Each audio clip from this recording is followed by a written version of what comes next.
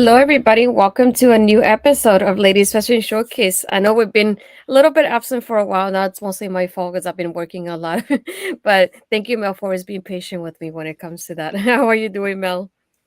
I am doing great. Today I'm realizing how sore my arms are right now. Holy hot dang. Last day I killed my arms at the gym. That's a lie. We know I'm going to do it Yeah. tomorrow. How are you doing, my friend? I was going to say, I smell a lie already, Smells that strongly, you can smell it all the way in Florida. Yep, you know it. No, it's nice to be back doing this. I really miss being live, not only here with you, but doing all the topics that we like to do. I know it's been hectic with scheduling and the holidays and all that stuff. So it's nice to be back doing this finally. I missed it. Mhm. But yeah, we have a couple topics for today that we have picked out. But our main event for today, we're definitely going to be talking about the women that have been, we call it the top five women of 2023, which are the women that really stood out to us this year, women's wrestling. Obviously, we both watch different companies, so obviously it'll be a little bit different for both of us. And another thing will be we have the top five women to watch out for in 2024. And like I said, it just being that we watch different companies, we definitely have different tastes when it comes to that. So it's nice to see the diversity we have in here. Mhm. It's very monkey say Merry Christmas near enough, everybody. I know. I feel like tomorrow's gonna be Christmas at this point because time goes by so fast at this point. It's starting to feel the way outside. I mean, I'm up in the frigid north here. It's starting to get a little cold. We've already got frost all over everything, and my dog is slippy sliding off of my deck. It's hilarious. Merry Christmas, Barry. Yeah, it is. That's how it is. Mhm. I figured we would start with some. I would say good news in that sort of way. I know we've seen a couple of the ladies that have been having kids lately, so it's pretty nice to see Mhm. that. Like we have a new generation coming up. We have Carmela that just gave birth. I think it's a baby boy, if I'm not mistaken. We also had Alexa Bliss that just gave birth a couple of days ago, and Time Bella too. So everybody's like almost in a row right there too. But it's pretty nice to see the ladies here having their kids and having beautiful lives together with their husbands too. So I want to say congratulations to all three of them for Mhm. for this I don't want to say achievement, but like this milestone in their lives, to put it like that. But no, it's nice to see the girls doing that. I do miss them, especially like my Carmel and my Alexa. I miss having them in the ring, so I cannot wait Mhm. until they decide to return, if they do decide to do that, though. But it's just really excited to see them posting about having kids now. I feel like I'm old at this point. I mean, it's always nice to see everyone getting what it is that they want out of their lives and stuff. I mean, for me, can't relate. I'm good with a dog.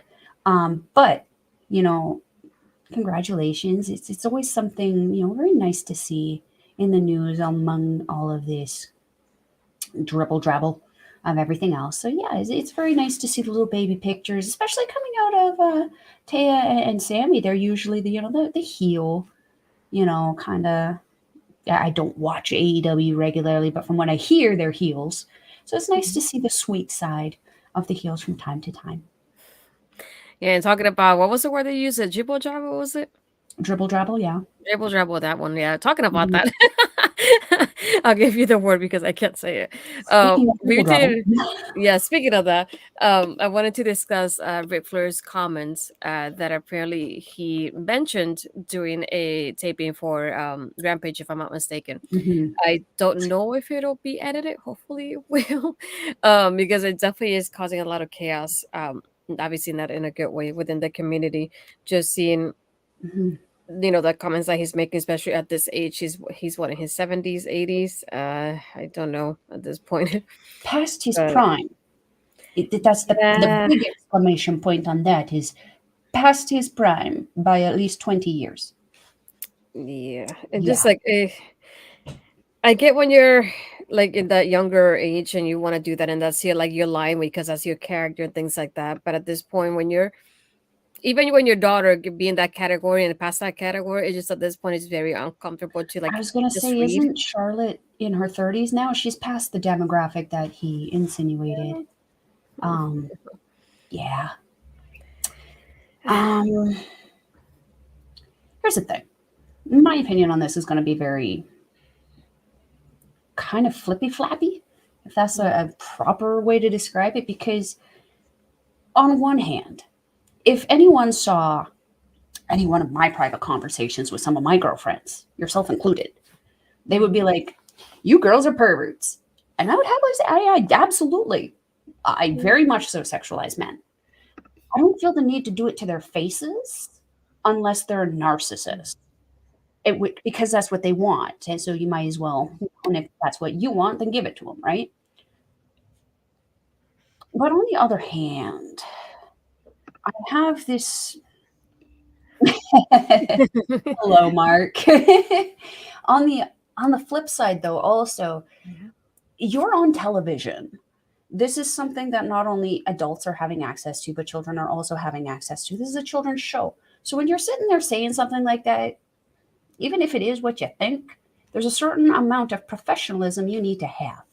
And my guy, you ain't fooling anybody at this point. You need a whole bottle of them little blue pills to even handle an 18-year-old girl. But not only that, you need a lot more money and a lot more things to be able to handle a girl within that demographic. Also, there's no amount of weed that you could offer me for promo from your company that would make me even want to look at your little winkly wanker there. So, but I'm also that person where, you know, time and place, man. This was not the time. This was not the place. You want to sensationalize something like that? Freaking do it on your Twitter so that no one needs to care, because who gives a shit about Twitter or X anymore? But like, I think what the overall point I'm trying to say, we all have a little bit of perversion in us. It's your personal choice to let that perversion flag fly. And once you get to a certain age where you're like so Too old for this? just I question his ability to walk at the best of times. You just want to think that you can perform that, bruh. No, I'm not buying it. But what concerns me more, it was what you sent me later, which was people like Miro, Stone Cold Steve Austin. Who was else? Who else would Kevin Nash sitting there going, "Yeah, man, let your freak flag fly." It's like, bruh, how did that work out for you? Not so well. Yeah. So I'm on the. We've discussed things like this before, where it's like, if that's who you are and you let your freak flag fly, have fun, don't hurt people. That's the biggest thing. Don't hurt people.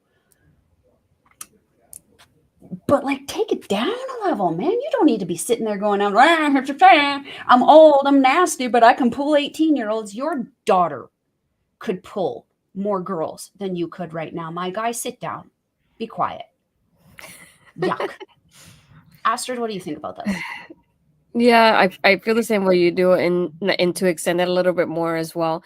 I think about it like this is something that might be played on television. I say might because we haven't seen Rampage yet. But not only that, but seeing it that you're saying it on TV, to put it like that, it reflects up on the company as well. So just like not seeing like the company's image, but then thinking about like if I was a female in that roster, I wouldn't feel safe hearing comments like that, because it makes me feel like that would happen to me in our workplace, and that will feel so uncomfortable. Ah, look who's here! Hello, Andre. But it just makes me feel uncomfortable in that part, because I understand if you said it during the 70s and 80s because it was like acceptable around that time. I get that part of it, but I was like, you're almost in 2024. This is not what you should be saying on air, on screen, with a microphone. You basically your job could be on the line here if you think about it, because a lot of companies, I'm not saying AEW because we don't know what's going to happen yet, but most companies don't find comments like this unacceptable, and you could have been fired on the spot for saying stuff like this. So that's why I think of like, you have to be careful what you say. And to quote exactly what he said 18 to 20, no boyfriends, no husbands, meet me in my hotel room. And it's just like, I will feel uncomfortable if I was in that age range more than anything. It's like 18-year-old, it's barely a child, like just getting off of being a child. Like to me, that's just not it. Because it also makes you feel like you could go under 18 at that point because it's so close to it. And I don't like it. I really don't. And I know that there's people like you said, we obviously see that like the guys, and we're like, oh, he's cute, he's hot, whatever, things like that. But like you said, we do it privately. And it's like we don't talk about this stuff like to be so vulgar like on screen or even like anywhere in public like that. And he's getting so much support. He also tweeted not too long after that. This is what he posted. and to quote him because his tweets are, I don't like the capital letters that way he does it. Ugh. As Mark said, my first job won't be on the line as TK loves him too much. Yeah, that's the only like I would say, like I don't want to say the only downfall because it could be more of those, but that's a downfall right there because you can just tell people this is what you're allowed to say, and other people might jump on the bandwagon because he said it. But Mhm. it is what it is. I don't agree with it. But to quote, this is what he tweeted. I think it was yesterday, almost 6 p.m. I'm so tired of hearing all this negativity. I don't need to work and I don't need the money. I'm just gonna say first light right there, sir, because we know the divorces you had. You need the money right now. Mhm. He said, "Can I simply enjoy being by my dear friend's thing side for the next few months without so much hatred? I know I'm old, but that doesn't mean I can enjoy life. I have earned the right to do whatever I want." And I go, disagree on that. Doesn't mean you have to say it out loud. And he said, "I'm exactly where I want to be. I appreciate everything Tony Khan, but I'm more than willing to walk away if I'm embarrassing you and your company. All I can say is I'm sorry." And he posted the same thing on Instagram. He's getting so many comments from, to put it like that, the overall locker room from both companies in support of it. And look who's here. And this makes it to ear that's got a lot to say about TK. Thank you, Ophelia. Where's Olivia? Ophelia for stopping by. Hey, girl. Love you. Um, First, I see comment from Jericho, which doesn't surprise me at all. Don't listen to the online assholes champ. You're effing Ric Flair. Do what you want. F him. It's like, do what you want. Really? Should you do what you want? I don't think so. Yeah, I think someone told um, him that in the 80s, and that's when we ended up with a lot of loud noises, a lot of cocaine, and some random debauchery. I don't think we need to no, encourage people like Ric Flair to do what you want. He already did, no. and gotten a lot of shit for it. His Hunter says that Flair should have been gone a long time ago. It's like, you have how many retirement matches at this point? Just take the one and go. Just bye. We don't need you here. Like, we're at a Mm, point that we don't need Flair. We need Charlotte Flair. We don't need Ric Flair. That's a different story. yeah. We also have Stone Cold Steve Austin. Rick, I enjoy watching you, all the things you do, and you're always having fun. Keep doing you, and that's the bottom line. Mm, And one other thing that I noticed too, and to quote him, Miro said, "Stop hearing the dirt sheets. They are the poison and do not represent the fans." And this part I do have to disagree as well because it's not the dirt sheets talking about it. It's the fans actually saying we don't like what we hear because this is not what mm, AEW is supposed to stand for. And so that's the one that definitely, like, I was like, holy crap, like, why were the dirt sheets? What do they have to do with this? It's us as fans, especially female fans, saying you shouldn't be speaking about anything like this. And the other one that I would say like disappointed me was Titus O'Neil. Titus was a person like that represents WWE in the community as a whole. Definitely disappointed me to be seeing him. He said, continue to enjoy your life, sir. We only have one life to live, and we should not allow others to dictate how great our life is, because how we are, who we are, can dictate how great the lives of others can be. And yeah, that one disappointed me as well. It's like, I wouldn't be encouraging anybody to make comments like this on air, on social media, anywhere that could be shared, and other people can just spread it around. I mhm. would not be telling anybody, you do that, do you, like, 'cause that's not a thing. It's like, if you have something internally, you can let me know, but don't be spreading around. um Barry, did he not say what doing is probably fake? No, I but you think know he how I was can tell wooing it was throughout the him. whole thing like a freaking hound dog. The only way I can know was him because all the tweets, like the first letter of every single tweet is capitalized, and that's how he tweets. I hate when he tweets it like that. I totally hate it. I don't know why he does that. It's like, I don't know where he got the style from, but I don't like it Probably because he's whatsoever. about as senile as the president down there. Um, Yeah. yeah, before we give too much airtime to Flair in regards to this, I Yeah. mean, yeah, you're right. It's disappointing to see a lot of people who we would respect in situations who have also done things to build up the companies, in like Titus O'Neil. All I got to say is, if that's the case, offer up your daughters, if you have any. Yeah. That's Offer up another thing. yours. If you're okay with your daughter sleeping with your 18-year-old sleeping with Ric Flair for the sake of woo, Yeah. volunteer them as tribute. If you're not, maybe restrain yourself from saying anything about it.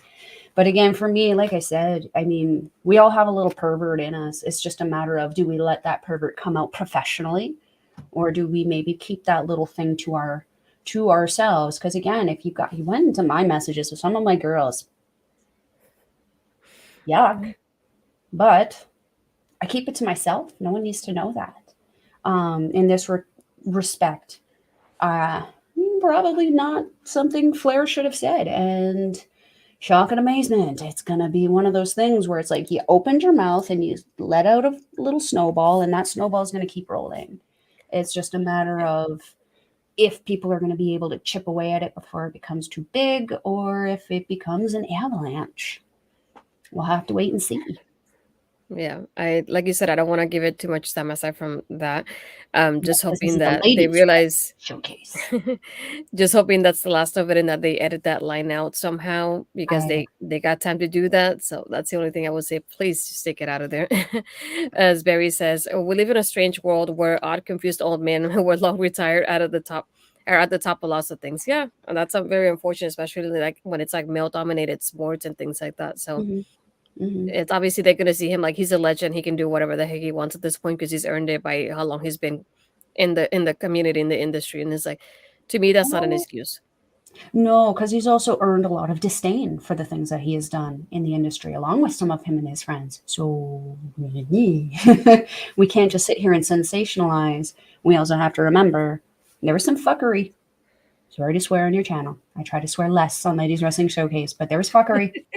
The fuckery Yeah, needs to be acknowledged. it's very true. It's okay. You can. We done. You've done it before. It's not gonna stop us at this point. It is not. um, but now we wanted to go to our main event, which is the important discussion of the day, to put it like that.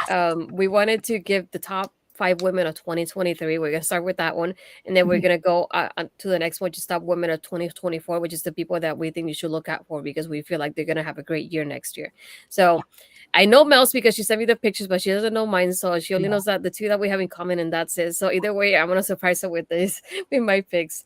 But we'll start with the top women of 2023. Which one for you? Mine and I are no particular order. I don't know if yours are, but mine's like just a woman that I thought did great this year. I don't have an order to it. Yeah, mine aren't like a particular order, but I sent them kind of based on like what I thought they had based on their year. So my number five pick was my personal favorite wrestler, female wrestler within professional wrestling right now, which is the Red Queen, Utami Hayashishita. She had a heck of a story this year going on where she was on a big losing streak at the beginning of the year. Uh, Barry with the fuckery, I love it. But yeah, you tell me she had a heck of a story year this year, going on a major losing streak, but still having incredible bangers of matches, going on a little bit of an excursion in the US here, defeating personal favorites like Billy Starks, Janai Kai, even Lufisto, who is a beast on the Canadian indies and has also, I believe, been on AEW dark matches. Um, what a freaking show. You can go on to Andre Melbell's Wrestling Talk to see our review of all of those matches. But Utami had a very, very impressive summer over here and returned to stardom with another one of my picks to look out for next year, which we'll talk about later. Utami did get injured just before the Goddess of Stardom tournament started a couple months ago. She was supposed to be originally in it with her teammate Saya Kamitani. They are the team Aphrodite. It sounds like they are coming back after Kamitani sky sparkled herself onto Tom Nakano. They sound like they're healed up. They're coming back, and they're coming back with a vengeance, wanting to go after the Goddess of Stardom championships. So hopefully we will see those two as well as the Goddess of Stardom tournament winners, Micah and Megasis Megan Bain, taking on Aphrodite. That would be such a good match. Asher, do you know much about Utami? I can say I don't know anything about her, but I'm saying this gear, I love the red in here, that red and gold Yeah, combination. Oof. Once I saw that, I was like, I'm intrigued by just the gear in itself already. I love the combination of colors here. So she looks great. yeah. You can see the rose that she's holding up in her robe there. She always Hmm. gives that out to somebody in the crowd. It is a Mel Ball's goal to obtain a rose from Ooh. Utami Hayashishita. One day.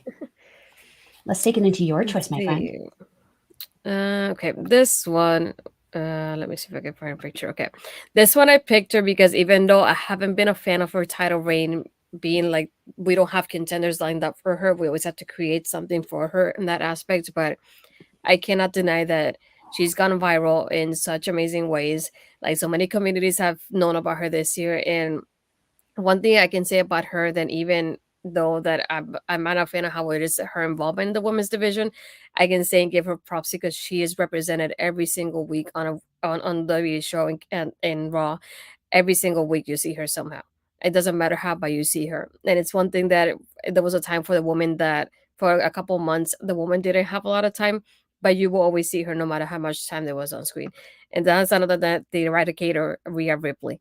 And one thing we can say, mommy has been killing it with her gears, with her makeup, like going all out when it comes to her character and everything she does with Dirty Dom in Judgment Day. But one thing I cannot say, like I cannot deny, is that she's been represented on WTV on a weekly basis, especially doing Raw. Like it's she's such a like a big piece of Judgment Day when you think about it this way, because most of the time, if she's not involved, they end up losing their matches. And so you can tell how she's a very special part of the group in itself. And even though I love Damien and he said he's the leader, I think she's leader of that group more than anything. She's the one that always picking out the plans and always finding out backup plans for the guys. So I can say that she's definitely one of my top 4 women of this year. And I just want to. I'm looking forward to at the same time to see how her championship reign goes into next year, because at this point we don't have any more WWE pay per views until the Rumble next year. So I'm looking forward to how that goes, and not only that, but knowing that she's had little face offs here and there with Becky Lynch this year. So I have a feeling that her and Becky might go at it, which is the match I've been looking forward to. Please just give me Rhea versus Becky for WrestleMania. That's what I want. That's one of the matches that I want for the women. So please just give it to me. I've seen the face-offs, I think at least twice at face-off and Raw. They just look at each other, don't say anything, and then they kind of smile and then they go their separate ways. So be getting teased here and there about it. And even Becky mentions there's one bigger fight that she hasn't been a part of that will be happening soon. So that's definitely one of it. Barry says, on a side note, where Rhea was in Saudi Arabia, she didn't look like a Roseman from Impact. Yeah, she kind of did. I would say it was also, I think it was the Crow. If I'm not mistaken, this one she did kind of a little bit of the Crow kind of makeup as well. But like, even going back to Saudi Arabia, even her showcasing there, her entrance alone, making it seem like she's the dominant woman compared to all the men that were in her entrance alone. Like that point, especially in Saudi Arabia, of all places, is mind blowing to think about. But I love seeing her on a weekly basis, and she's one person that has been represented weekly there on WTV. So I cannot deny that part about her. Mhm. I mean, Melba's obviously a fan. I mean, I dressed up Yeah. as her for Halloween. But yes, Mhm. mommy has definitely been someone who has been, mainstream. She's very marketable. Even my friends who don't watch wrestling Mhm. know who she is. Like, I just have to say that Rhea Ripley girl. Oh, the bondage girl from wrestling? Yeah, everyone loves her. Yeah, and Yeah. everyone knows who Rhea Ripley is. She's had an amazing year. And I agree with you. She's the leader of Judgment Day. There you go. My 100%. favorite part of Ripley this year was Melba dressed as her perfection. I did my best. Yes. Did my absolute best. I even had a dom. Our good friend Mhm. Jason Rutledge was my dirty dom. So fun. Good times. Good times. Yeah. Yeah, I don't unfortunately watch WWE a lot, so I don't know a whole lot. Like I watch the pay-per-views sometimes, Yeah. maybe. But yeah, as I mentioned, Rhea Ripley, I see her everywhere, even though I don't watch the product. So yeah, they're doing a great job with her and making her their kind of, I would say maybe beacon. Come hither, young children. Come watch this product. Yes, that's true. Yeah, yeah, I would go. Okay. Let's see what you got next. For my next one. This is another one who didn't really work a ton this year. She only kind of worked really half of the year, again, because of an injury. Utami suffered a neck injury. This person also suffered an injury. Number one or number four person I am talking about is Mercedes Moné. Her debut at Wrestle Kingdom was, I thought, great. Yes, she may have hoopity doopitied her little finish thing, but like I don't fault her for that. She was in heels, man. Like give her a freaking break. Um, it was a mixed reaction kind of debut from the wrestling fans, but I personally loved it. I thought it was done well. and I thought that she came out fantastic from it. To have her winning the IWGP Women's Championship from Kyrie was just so good. The match that they had was something that really, I was really concerned going into the match because at that point I hadn't seen what Mercedes was capable of outside of a WWE ring. Seeing seeing her, Sasha Banks and Mercedes Moné, two completely different people in my opinion. They don't wrestle even a little the same. Mercedes Moné has more of a lucha libre inspired. Have another drink, Mumble. Inspired. Lucha inspired. But then she also has this crazy just strength and speed that allowed her to keep up with people like Azmi and Hazuki to retain that IWGP championship in a three-way match. That's incredible. To lose to Mayu Iwatani is not, it's not anything to be ashamed of. Mayu Iwatani is that person who, if you are a fan of Andre Melba's wrestling talk, you know Mayu Iwatani has a reckless disregard for her own personal safety and health. And that's what makes her so entertaining. I have seen this woman yeet herself down a flight of stairs, 3 stories tall, and then be wrestling the next day with a bruise the size of a football on her thigh. She just is so good at what she does. But Mercedes, she stepped into the ring with all of these Stardom women, having never stepped into this style before, wrestling with the WWE kind of styling. She got her ass kicked, but she kicked a lot of ass back. I really, really enjoyed her strong title run also. The kind of play that they did up that with the tournament with I think it was Momo and Willow versus Stephanie and Mercedes, and then Mercedes and Willow. Like, wow, what a show! But then the whole thing, just such a good thing that she did with her ankle when she did get her ankle injury, and really showing her experience in that match to kind of end it without a cluster. She knew exactly what she was doing. So, anyone who wants to criticize Monet's ear, watch her shit. You clearly haven't. Because she did so good every time she stepped into an NJPW or Stardom ring. And it was not Sasha Banks. She left Sasha Banks behind. That is no more. That is not a style that she could probably go back to either. It was so simplistic in comparison to what it is that she's doing now. And I felt that she had a great year. Yeah, she only got half a year. But the things that she was able to accomplish for herself and her career in the companies that she worked for in that half a year, big money. Big money. What do you think about that, my friend? I don't want to say too much because she's also on my list for for the next category, so I'll hold off on saying too much on there. Sure, for But sure. yeah, I agree with you. Even though I feel like she missed a lot of the year because not only she was gone from WWE, so she was waiting for that contract to end, but and the injury on top of it, so that combination there. But I think that when it comes to her, I give her props for taking that time and really highlighting herself. She was in the New York Fashion Week and she was doing this and doing that left and right and companies here and there, appearances here and there. And it's like, when is this girl gonna sleep? Is what I was thinking because she's promoting so many things as she was gone from WWE. And then even though there was rumors already of her appearing in Wrestle Kingdom, but still having her show up is a different story because obviously you get rumors anyway, but to see it happen it's it still catches you by surprise when it does happen.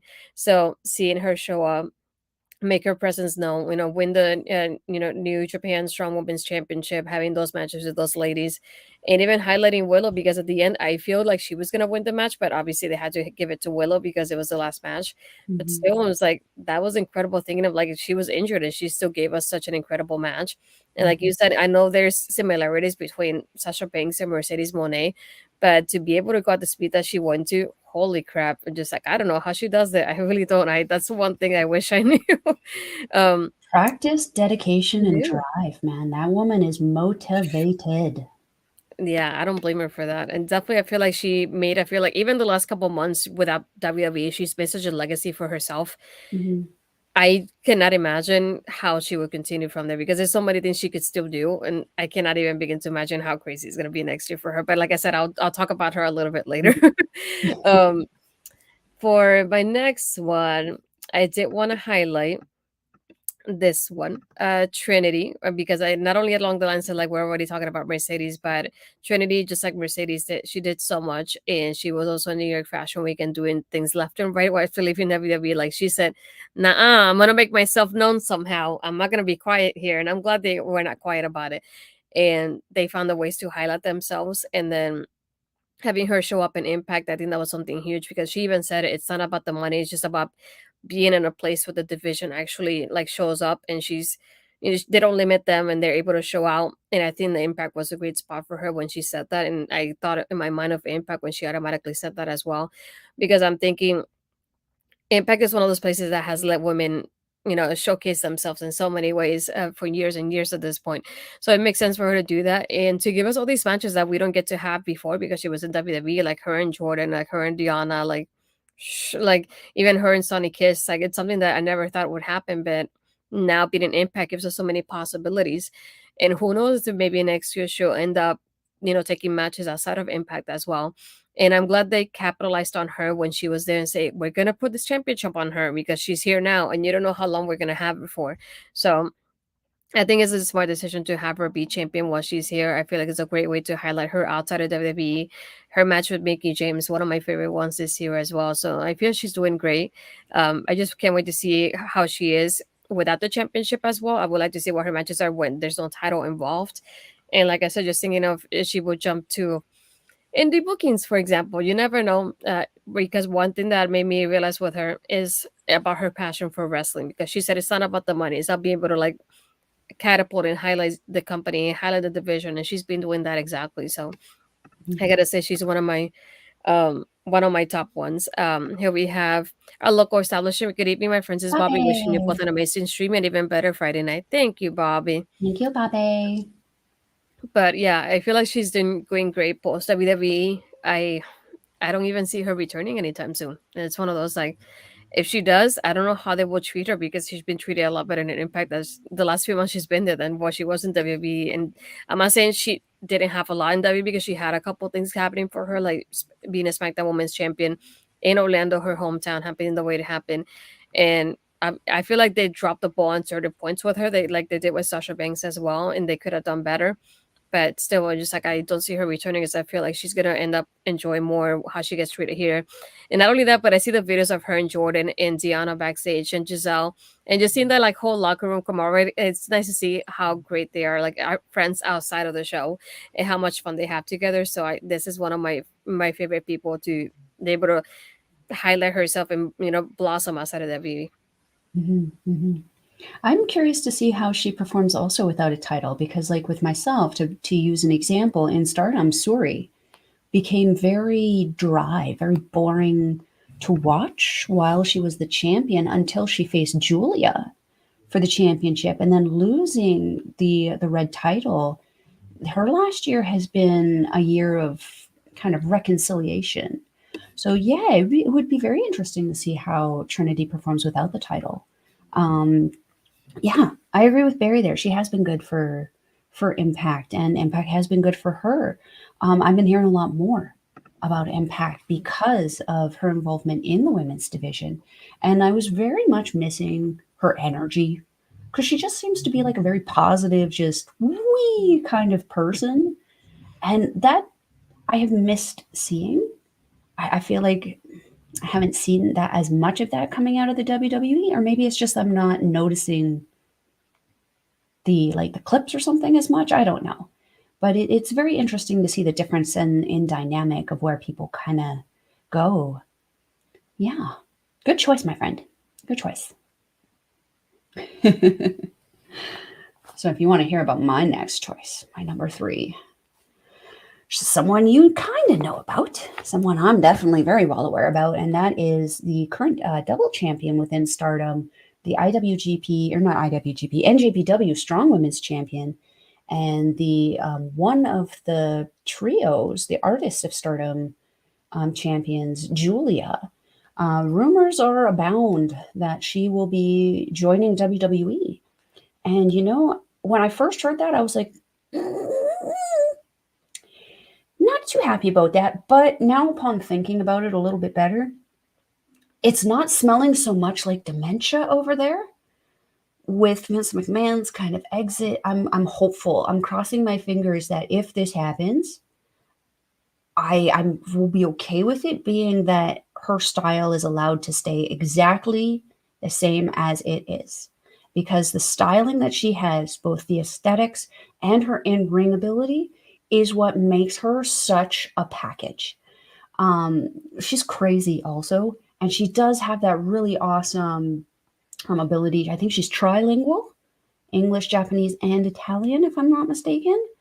Um, just a tremendous benefit. What a year she has had, though, consistently performing so good and consistently performing around the world.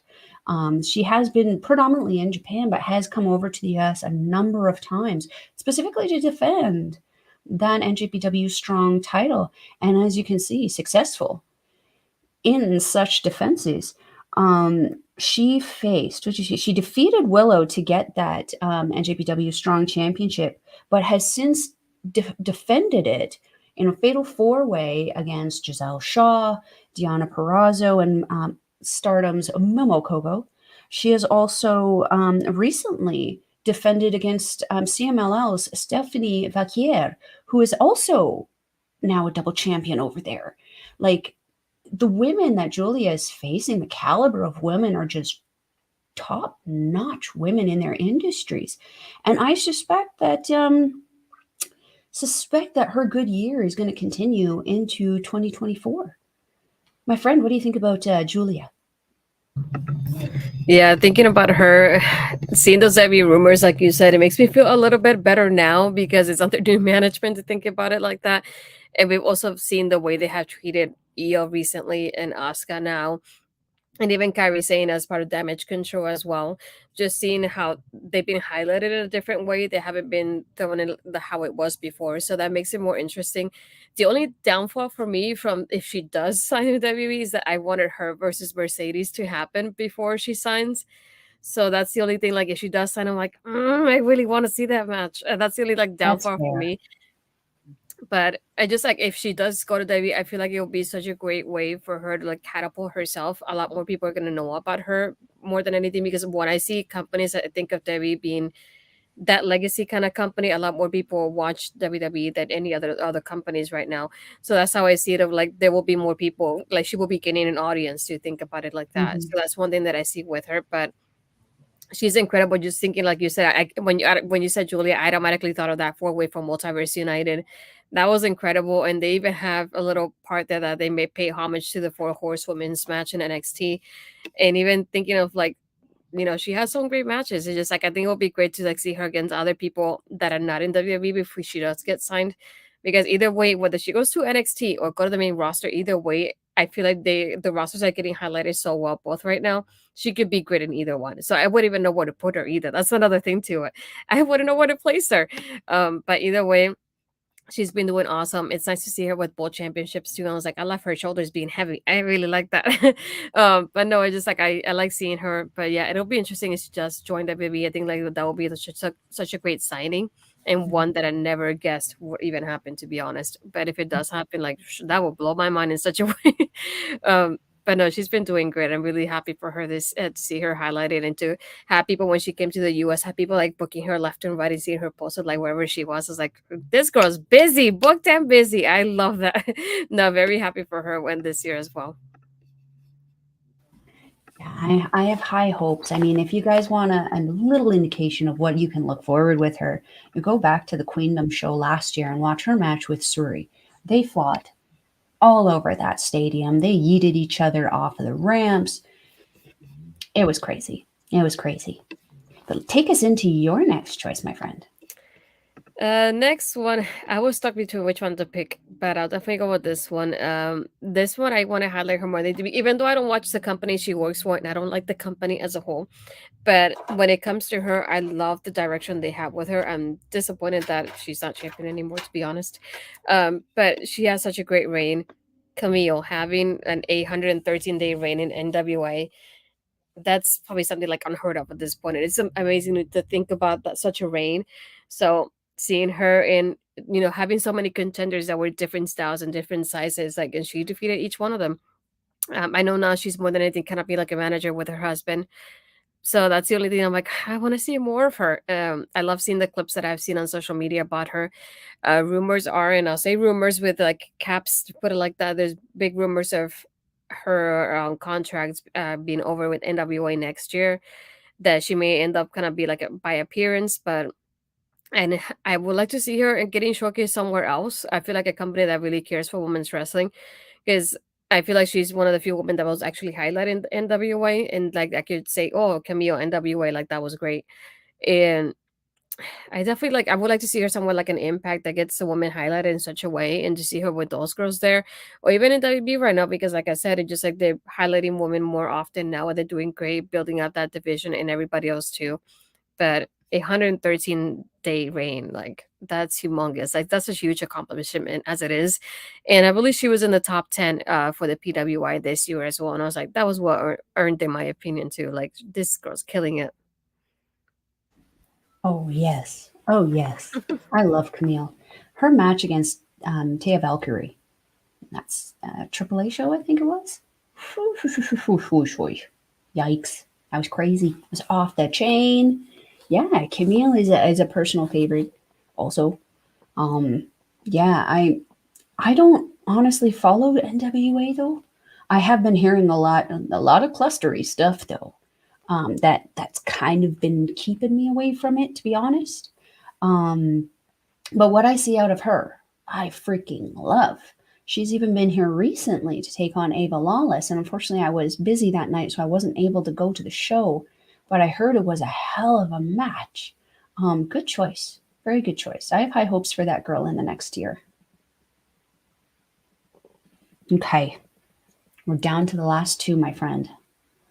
My number two choice for the best year ladies Japanese wrestling, the crazy, the iconic Mayumi Watani, current IWGP Women's Champion.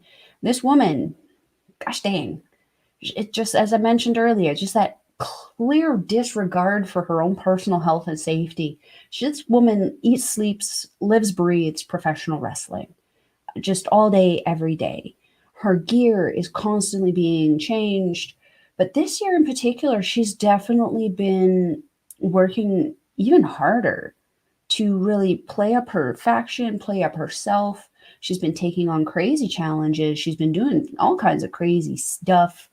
Um, I have nothing but high hopes for her in the future. But like this year, defending the IWGP Championship has been fantastic for her. And I hear a little rumor, she might be coming over to the US to start defending this IWGP Women's Championship. And that's, if that's the case, how would we like to see Mayu Iwatani go against Camille for that IWGP Women's Championship? I would personally love to see that, because Camille would just toss Iwatani around and Iwatani would love it. She would absolutely love it. They would have a killer match. Yeah, Iwatani has had an amazing year. She's really been building up herself, as I said, building up her faction. Her faction includes like people like Hazuki, who has taken on Mercedes Monet in the past. And like, I believe I saw Hazuki and Mayu actually one on one in the Grand Prix. Could be mistaken about that. But man, these girls, they're insane. But yeah, this, gotta figure out which way I'm pointing now.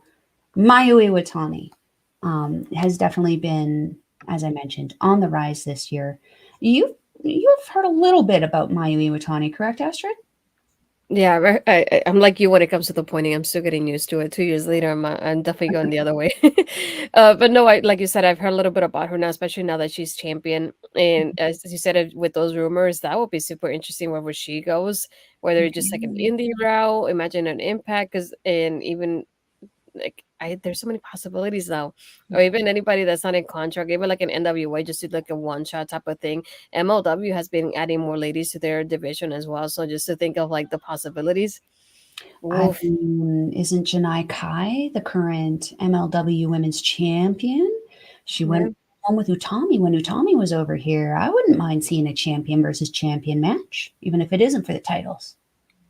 yeah, I cannot the possibilities now just makes me think like, holy crap, where is she gonna go from there when she does come over? That would be like that's a good Mhm. possibility to think about there too. Like you said, somebody like Camille, the difference in styles there, that would be pretty Mhm. amazing to see as well. So now you got me thinking. I can't think of anybody else right now because there's so many people. But Could you yeah, imagine the highlights? I mean, you got someone like Iwatani who does do that high flying aerial kind of reckless disregard against a powerhouse like Camille or even against, someone like Billy Starks or Athena, never know. Rosemary, I know. Giselle. There's a ton of women that you could just pick and choose from Yeah, yeah. Holy moly, I there. wouldn't know where to start. But Well, let's start with your next choice. my next one, I like how you mentioned there, not a bunch of names in there. My next one is none other than the fallen goddess, Athena. One thing that I haven't liked about this is the fact that they have kept her just in Ring of Honor versus the Ring of Honor champions have been in AW programming, but she really hasn't. But other than that, ever since winning the championship, she's been so dominant. I like seeing the clips that I've seen of her and Lexi and Billy and being a part of like that meeting and training program, MIT as they call it, and she's been doing so great with anybody that comes in to challenge her, no matter who it is. And seeing like like her and Billy grow into each other the way they have, having Athena being like, "I'm the veteran here, and you're the rookie, and you're learning from me," kind of storyline. I have been loving all the clips I've seen from both of them, and it was just confirmed, I believe, yesterday, that they're actually facing each other now for the Ring of Honor Women's World Championship at Final Battle, if I'm not mistaken, the pay per view now in December. So that's Mm. gonna be amazing to see. I'm very interested in seeing Athena versus Billy. I feel like it's a match that could go either way. When do we finally see Billy being like, "I'm graduating from MIT by beating Athena," or do we have Athena going, "No, you're the rookie here. You're wrong, and I'm still beating you at the end." But she's been doing great with her promos and the character and having the two girls alongside her. I feel like it's such a great compliment to each other, and in a way I never thought would be possible.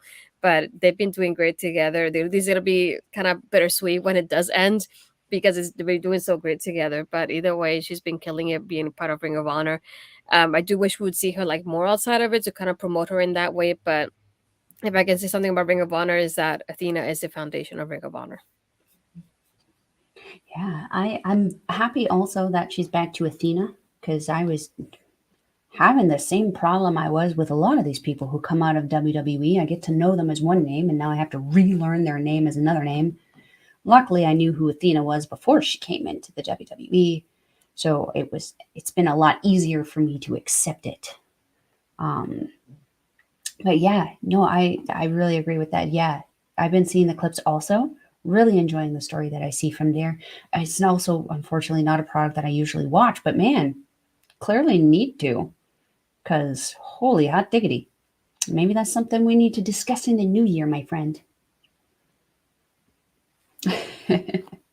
So, without further ado, we're going to go into the one who I thought has had the best year so far, at least with Japanese wrestling or stardom is concerned. And that is another one of my personal favorites, the one woman wrecking crew herself. I think the murder grandpa's granddaughter, Suzu Suzuki. She's also the five-star Grand Prix winner this year. Like, look at that face. She's so cute. She's so pretty. You wouldn't know that her back looks like ground meat. My goodness. This woman is a deathmatch specialist at 21 years old. It's just so crazy. But what I've enjoyed about seeing with Suzu Suzuki this year and what has made her my number one pick for women who had the most amazing year is this is just one look that she has. The versatility that she has changes with her mood. You can always tell what kind of Suzu you are going to get based on her, particularly her face appearance. If she comes out looking like this picture, chances are you're going to get a fairly vicious Suzu, but you're going to get a fairly tame Suzu. If she's coming out and her hair's already up, you fucked. She's going to beat the crap out of you. But if she comes out, her hair is up and her eye makeup is dark, you know she's coming out for a death match and she is just unapologetically going to be cackling in the same manner Minoru Suzuki does as she's kicking the crap out of you.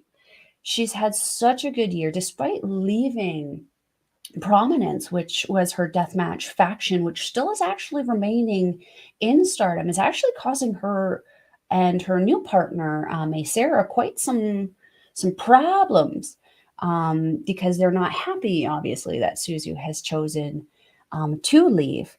But she has had a very dominant year protecting herself from her prominence people by teaming with Micah and Megasis Megan Bain, the two powerhouses within Stardom right now, who kind of been acting like a little fence for her until they weren't and decided that they're in business for themselves now, such as wrestling, right? Um, but yeah, she will be, I believe this weekend, Andre will be able to correct me if I'm wrong about this. I believe this weekend she is actually defending her right to challenge for the World of Stardom title, which is their world championship.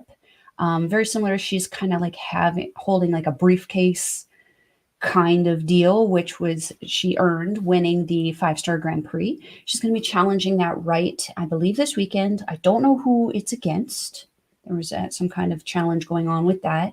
And then I believe at the Queendom show, whoever wins that will be taking on whoever to go after that title. I am hopeful that Suzu Suzuki can go into 2024 representing Stardom as its World of Stardom champion.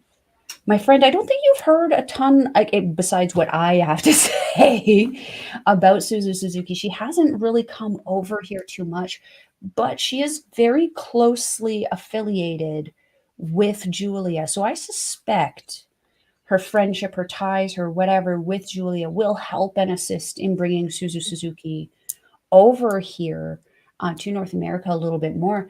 I personally would love to see her pop up in GCW because you guys kind of have Maki Ito coming over quite a bit. And I Mhm. feel like those two would have a really great Japanese style math. Yep. Whatever Yeah. you said, let's put it like that. I can't do it. Which is, not something I would watch, but I know it's what you savages want. So have at her. Yeah. Yeah, I suspect that this year has been tremendous for her, and I suspect the next year will be just as good. My friend, what do you think about Suzu? Yeah, I like the first thing I kept thinking about seeing this picture of her, and when you sent it to me, I kept thinking, she doesn't look like somebody that will kick your butt, but then when she kicks your butt, you're like, "Holy crap, she kicked my butt."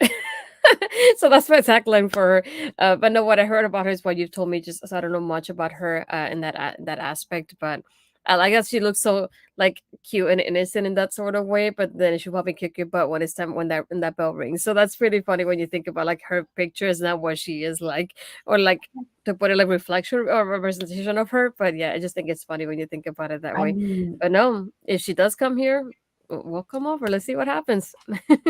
would be so good. I mean, her profile, like, yeah, if you look at this picture, I mean, she's sweet, she's innocent, she looks very cute, but it's like what she makes you think she is, and then the next image is her just covered in blood with those sticks sticking out of her head like she's some Oh, psychotic mhm. unicorn porcupine thing, and she's just sitting there smiling about it, and you're like, what you get, what you think you're Oh getting, gosh, what you you get. gave me a visual.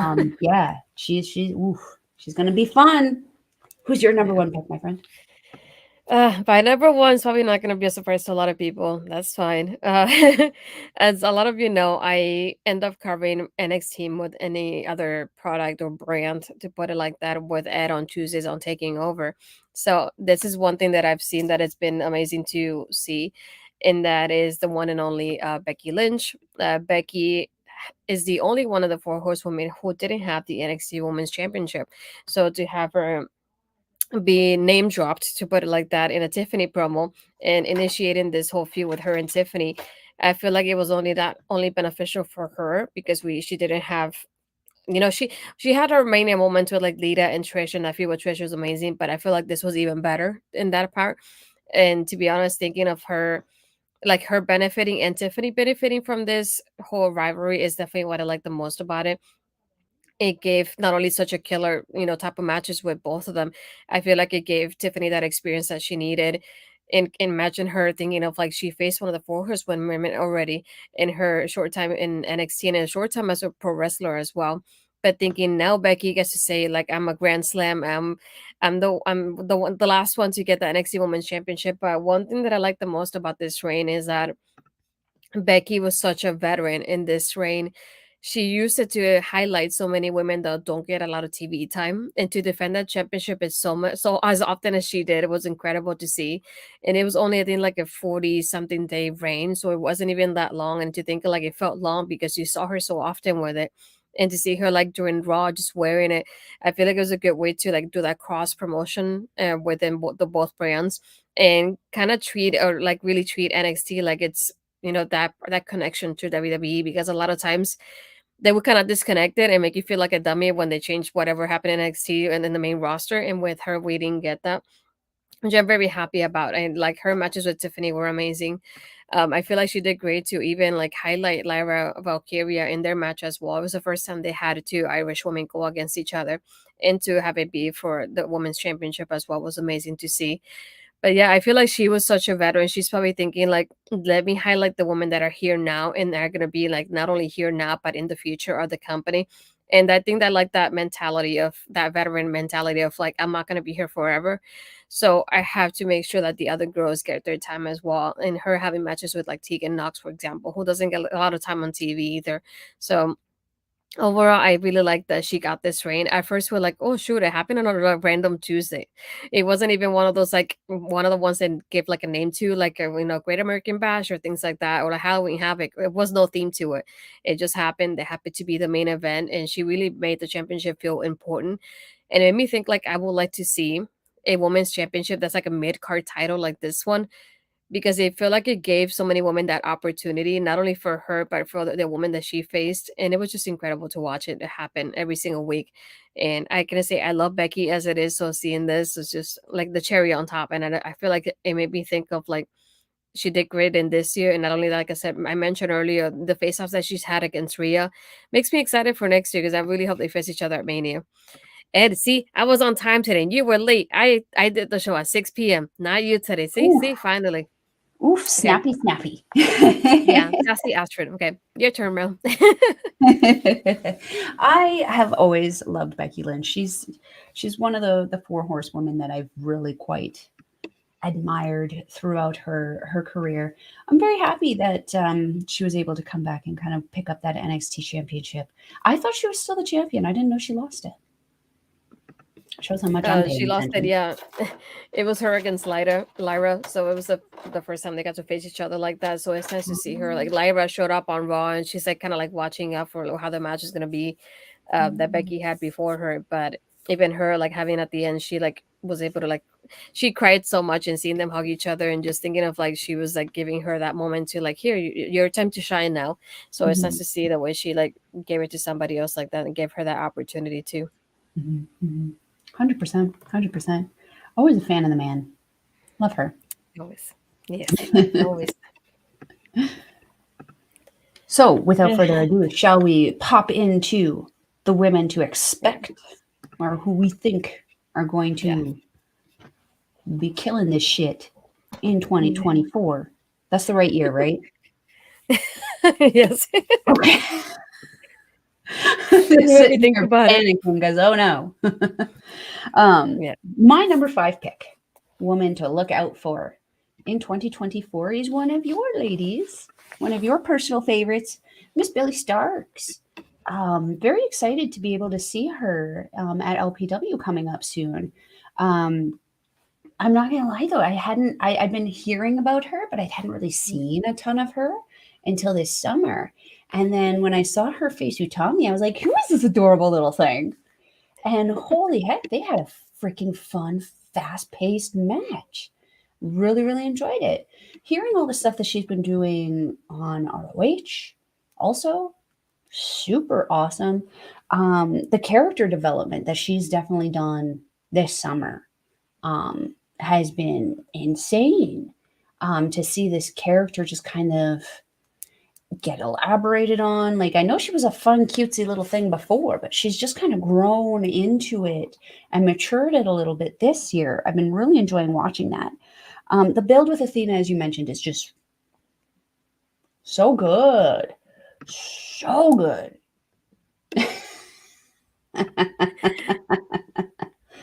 Uh, I'm not so much of an ass girl though, Ed. Sorry. But yeah, Billy Starks just I'm very much looking forward to what she has to offer. And again, very much looking forward to see who she's facing when she comes to Edmonton. It's gonna be a lot of fun. I'm gonna be right there with you, girl. We're gonna be sitting there going, yes. Probably with a few profanities in there where a Melball is concerned. But what do you think of my choice here, my friend? yeah, I was gonna say, let me mention her because I had her on my list too for women to watch out in 2024 as well. Like I said, she's been building up great with Athena and Ring of Honor. She's been one of the people that have been a constant thing in Ring of Honor. So whether she wins or not the championship, either way, I'm looking forward to that match versus Athena. And then to see what happens afterwards is what I'm curious about as well. So that's one thing. And one thing I also wanted to highlight, I didn't want to get the name wrong, so I had to look it up. She also won it now in October. If you haven't seen it, definitely go back and watch it. The Wrestling Revolver Women's Grand Prix. It was like a 1 day tournament they had, and it was I bought it for like I think $10 or $20 on Fight App, if I'm not mistaken. So if you haven't seen it, definitely go watch it. It definitely has a great card, and she won the Women's Grand Prix, like the tournament in itself at the end of the day, and it was really like my favorite thing about her winning it is that at the end getting that huge trophy that is almost as tall as her, and then getting her hand raised by John Moxley of all people. Like we've seen what Moxley has done, since being in AW and showing up to like let's put it like random indie shows to like be able to like get like kind of like that advertisement or like to that that backing from Moxie and from Renee, and they had an incredible like even commentary team as well. But yeah, to see her winning that, I was like, that was amazing to see.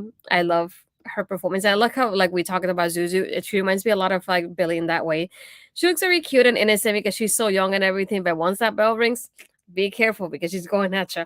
And so that's one thing I definitely have loved about her style. And she's been all over the world in so many places already. So I cannot even begin to imagine what her next year's gonna be like, especially now that she's not in high school anymore. So think about the year that she's had, and she just graduated from high school. Like, holy crap. But she's been doing amazing. So I cannot begin to imagine what her next year's gonna be like. Yeah. As we like to say on Andre and Melball's Wrestling Talk, it's probably going to be glorious, glorious chaos, but in the good way. Very true. You Okay, want me so to go that into was my next one? yeah, I was gonna say that was your number one, and I'll put it as my first one as well. So what's your next one? Oh. So the next one that I had to look out for in 2024 is kind of like a package deal. It's kind of a I suspect if one goes, the other will follow kind of deal. It would just make sense right now based on how I don't want to say conjoined they are, but right now their careers are kind of intertwined, Intertwined? as it will, Yeah. in Stardom, and that is the team of a Divine Kingdom, the Megasis, Megan Bain, and Micah. These two women are powerhouses in their own rights. I mean, Megasis is just an Amazonian when she's over in Stardom, and you can see the height difference even just next to her partner. But Micah is herself a powerhouse also, um, but in a very different way. Megan Bain is very much that woman who's indomitable. You're going to shoulder tackle her; she's not going to go down. You're going to be doing everything you can; she's just going to yeet you.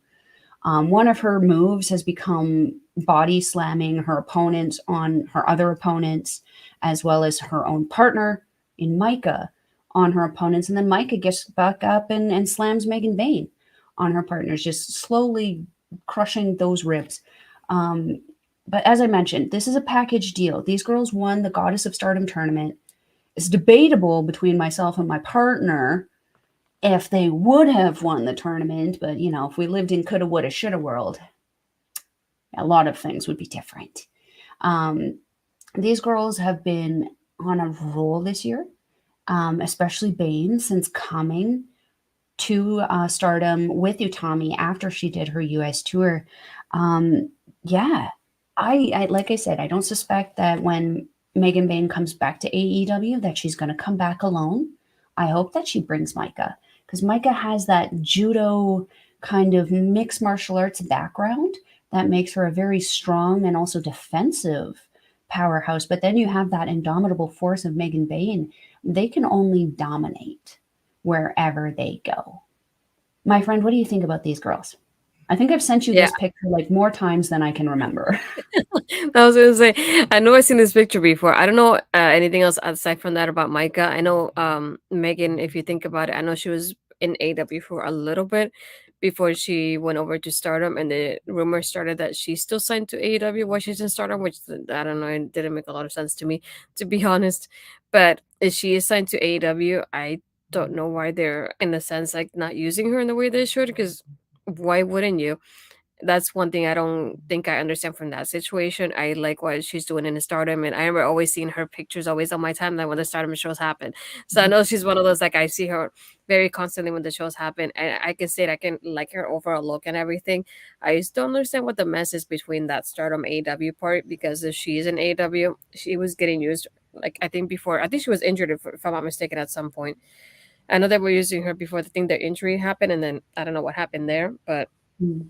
she's one of those, like, with her look, I will use her in AW more often, but obviously it's AW, so that doesn't happen.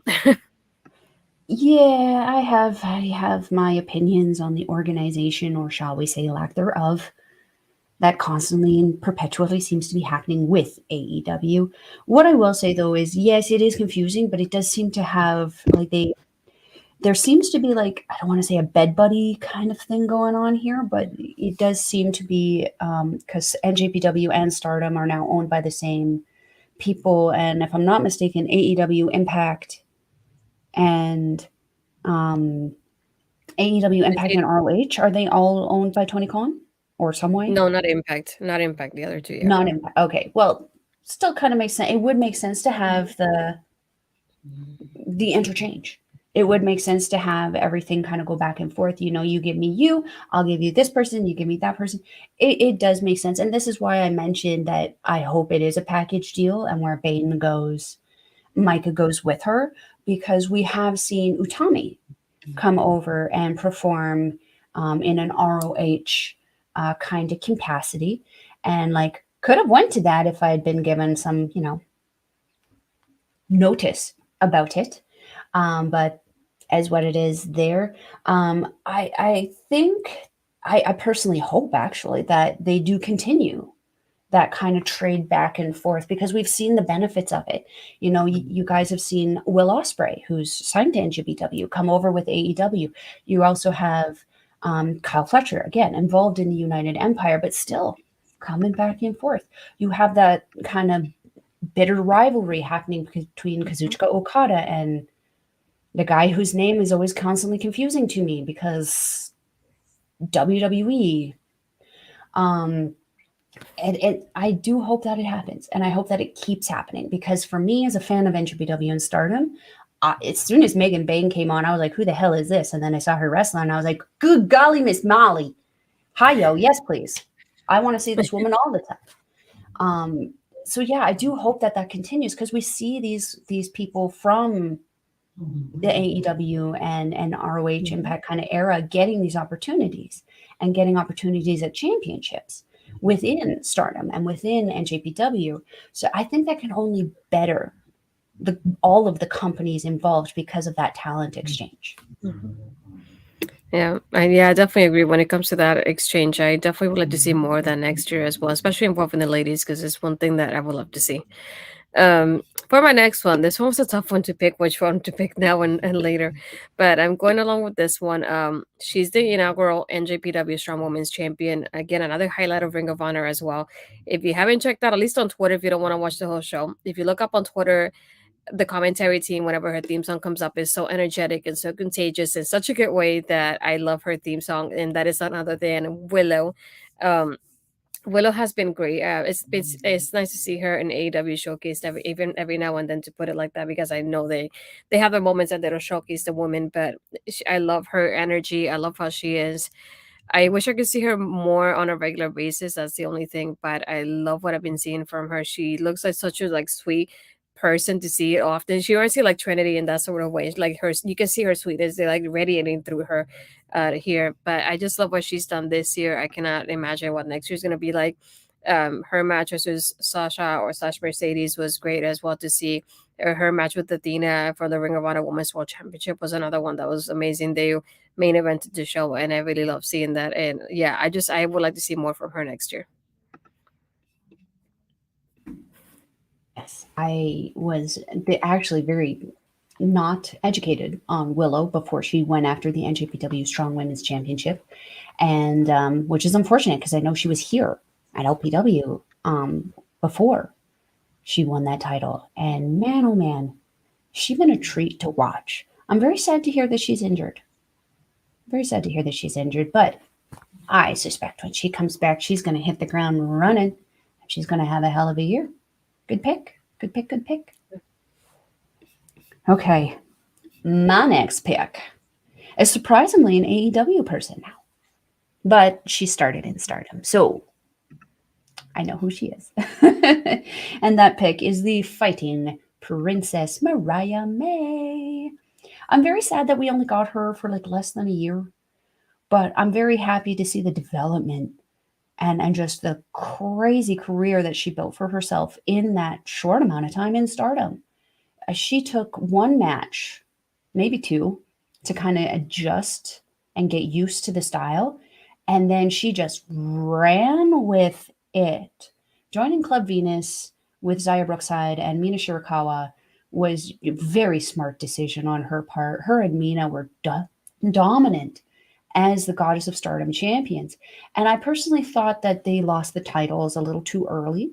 But given what was going on, and with Mariah making that transition to leave Stardom to go to AEW to be with another former Stardom wrestler in Tony Storm, I mean, again, speaking about that camaraderie with the companies, seeing Mariah go over there, it could potentially open a door up for Mina Shirakawa also, who I would love to see come out on AEW television, because I think that she would do really well there, especially with her dancing intro, in comparison to somewhere like WWE. That being said, though, I suspect that they're going to have a lot of fun with Mariah, especially if she's going to keep working with Tony Storm. Tony Storm seems to be a very creative person over there. And I've always enjoyed the things that I've seen of her in Stardom beforehand. So I suspect that they're going to have a very fun working relationship over there. And hey, maybe we can see a tag division kind of take off with those two. That would be nice. What do you think about Mariah? Yeah, I remember seeing clips from her in Stardom that you had sent me and that were on my timeline as well. So I always enjoyed what I saw from her in Stardom. It was bittersweet to see her go, because I like how she was getting highlighted, to even go to somewhere like AW who doesn't highlight women very often. But at the same time, ever since she debuted, she has been there every single week. So that's nice to see there for a change. I do like, and I wanted to look it up because I didn't want to get the name wrong, to be honest. Since her debut, a lot of people have noticed the connection between her and Tony's storyline versus the movie, I guess, or the adaptation, All About Eve. So if you haven't looked that up, I would definitely look that up so you can see the connection of what the storyline could be like for us in the future, in the next coming months. But it's kind of like about that person that's like a big fan of a certain person. In this instance, it'll be like Maria being the fan of Tony Storm, and gaining that trust from Tony Storm. It's how the story goes, and in the end, kind of taking her championship away from her. It will kind of seem very similar to that Trish Stratus Mickey James storyline that we got when Mickey James debuted. So it'll be something similar to that in a way. But I'm interested to see it with them, to see how different it is, because I know it's not going to be exactly the same. So I'm looking forward to that. I definitely cannot wait to see her wrestle, though, and mix it up with the girls in the division, because we've only seen her in backstage segments, kind of getting the RJ City introduced her to Tony Storm, and she's fangirly over Tony. And she even thanked him for like having them like introduce them to each other. And she's been saying like things here and there to Tony. And this week she actually went to Tony Khan's office, so we see her like kind of wanting push for her to get a match sometime soon in AEW. So that's something I would like to see. I'm very curious to who her opponent's going to be and what how the storyline is going to play out, because I it might not be exactly the same as the original story, but I'm still curious how it goes with these characters, because I, like you said, Tony has been creative with her character here in AEW. So to see her mix it up with Maria will be something very interesting to see. Hmm. Hmm. And I believe Mariah also has a few moves that are actually very similar to Trish Stratus. I think she does the Trish Stratus Rana from the corner. So it would be interesting to see how that story plays out. But I'm very interested to see how they differentiate it from the OG original. Right. Next up, I'm definitely gonna do this one. We talked about her a little bit ago as well. I know, I know Mel had her for the list of 2023, but I'm gonna have her on the list for 2024. And I say that, and that's none other than Mercedes Monet. I have her as 2024 more than anything because I know that between her being let go from her like leaving WWE and putting her name out there doing different projects. I love what she did this year. And then we didn't get much from her before the injury happened. And now with the injury and recovery, she missed a lot of time this year. So I'm going to put her as 2024 because I'm thinking whether she decides to go back to WWE, because there's rumors that she might want to go back now that Triple H is in charge and it might be a little bit different for her. But to see her branch out in the way she did and take a chance on herself, go to NJPW and Stardom and do this and that, like here and there, and see her be in different places and face different people and do a faster style than what she had before is something that really impressed me with Mercedes here. And I love what she has done. It's unfortunate that the injury happened because I was liking her matches and everything that was happening here and there. But I cannot wait to see what she does next year, whether she stays in that NJPW Stardom kind of run. Because, like I said, I want to see her versus Julia selfishly. But if we don't get to see that, then if we get to have her back in WWE, I feel like it will be great as well. Because I'm hoping she will get highlighted in a different way than what she was before. I know she had great moments. I'm not gonna lie about that, but I feel like they dropped the ball on her on certain aspects in her career when they could have done better. So I definitely would like to see that as well. So I hope that next year we do see her like branching out, do it more. And I would like to see her show up in more wrestling events, like outside of like that NJPW kind of umbrella, and then showing up in different indie places and like see how she goes against other women that we didn't get to see before because she was in WWE, or even showing up at an Impact. Maybe if it was once in a lifetime, kind of her versus Trinity, like give me that too. I wouldn't mind it. But how about you? I mean, she was a highlight this past year. She's going to be a highlight coming up. She's one of those people who refuses to be quiet, and I kind of love it because it really pisses off a lot of people that she doesn't remain quiet, and I kind of like that. Yeah, I didn't know that this is the first time I kind of heard that she's that is WWE really a thing for her? Is that are they saying that? Not her, but it's just like rumors, obviously, as it is of Oh, okay. because of Rumor her mill, contract. Like you never know, like if she'll show up rumor because mill, technically rumoring. under new management. So maybe. Yeah, yeah. People gonna peep, right? I've been saying that a lot. People gonna peep. People gonna talk. They gonna have their own opinions about it, and that's cool. Um, I agree that I felt that she was given a lot of opportunity and that a ball was dropped. But I personally like Mercedes Monet again better than Sasha Banks. I would personally feel at this point of her career that going back to WWE might be a bit of a step back. I feel that she might get more opportunity doing what you mentioned, staying kind of in the indie kind of thing, but I don't know how much indies she'd be willing to work. Just because some of that can be pretty casual. There's not a lot of safety there. So I get that. Um, yeah, I'm interested to see what Mercedes does this year as well. Um, Hoping for a good year. And I am hoping to eventually see her in face Julia. I do hope, kind of hope. I know it's been taken out of the books now, but I would like to see her have one more match with Julia before one of or both of them goes to whatever it is that they're going to be doing this year. Yeah. So we're going to move on to one of my ladies, number two lady, who comes along with Julia. And I suspect if Julia does come to the WWE, that she would be bringing friends. And that I think that this would be probably intellectually the smartest person to bring, but also just how well they work together business wise. It would be the smartest thing. And that is the toxic Thekla.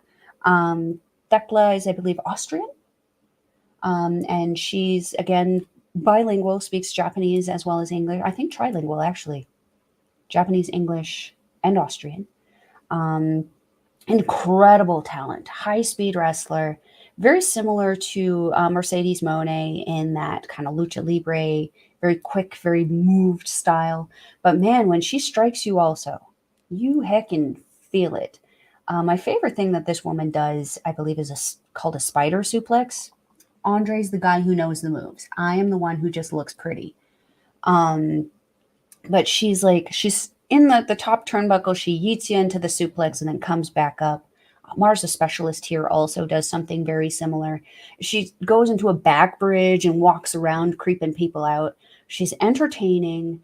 She's so pretty. I mean, this is exactly how she looks. Um, she has a really fun entrance gear with spikes and spinies all over it, plus a metal song. She's a musician. She's an artist. She's marketable. She this woman kind of embodies everything that I want to be, from swagger and looks to confidence and build. She's really a total package. And again, she is one of the Artists of Stardom champions with Julia. And the third member is my Sakurai. Yeah, DDM member. I love her. Astrid, have you heard much about her? I mean, all I've heard about her is from you anyway. I Nothing will new not shut there. up, let me tell you. Um, oh yeah, I was gonna say when you said this one, I said I'm not surprised. No, but like you mentioned it, I like her overall look. I didn't know she was in a band, so that's pretty cool to think about too. Mhm. Like what I love about it is like her look overall. It's one of those things like if I could see her over here with somebody else too, that would be great. Yeah, I would like to see like anything from her because I haven't seen any like kind of matches from her. But even like thinking of her overall look, and I've seen her on Twitter every now and then, see her posts come up, and she looks great. She looks amazing. So I was like, I cannot even begin to imagine what she's like in the ring. Oh man, her Instagram is a riot. Highly recommend.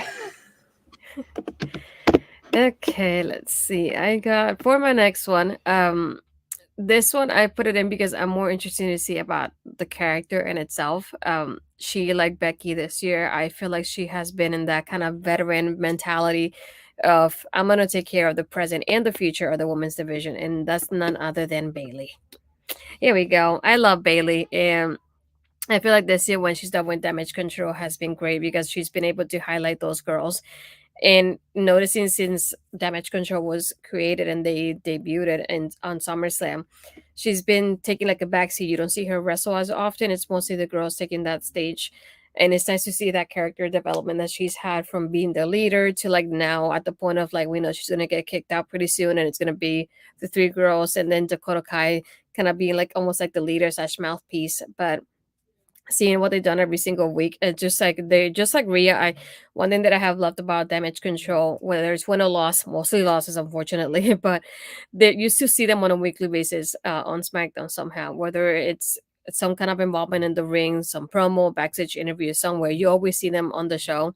And it's nice to see them like taking that moment with the stable to make EO the champion and getting that highlight there as well. But I noticed that mentality with just like Becky of like I'm taking care of the future of the women's division and taking that backseat for her like of herself and her career to highlight these girls. But I'm looking forward because the Workings match was incredible. If you haven't seen it, go definitely go check it out. That Workings women's match is probably one.